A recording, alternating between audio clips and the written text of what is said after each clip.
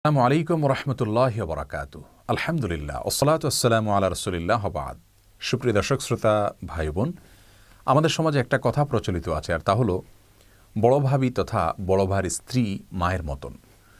কোরআন এবং হাদিসের কোথাও বড় ভাইয়ের স্ত্রীকে বড় ভাবিকে মায়ের মতন বলা হয়েছে কি না, আজ আমরা সে প্রশ্নের উত্তর খোঁজার চেষ্টা করব ইনশাআল্লাহ তাআলা।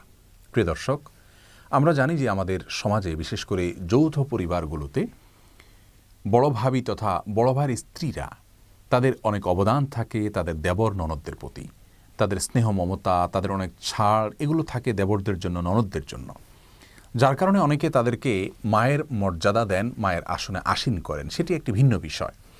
কিন্তু ইসলামী শরিয়ার যে পর্দার বিধিবিধান রয়েছে, আরও যে সমস্ত বিধিবিধান রয়েছে, সেগুলোর ক্ষেত্রে বড় ভাবিকে কোরআন হাদিসের কোথাও মায়ের মতন বলা হয়নি। অর্থাৎ মায়ের সাথে যেরকম পর্দা করা লাগে না, মায়ের সাথে যেরকম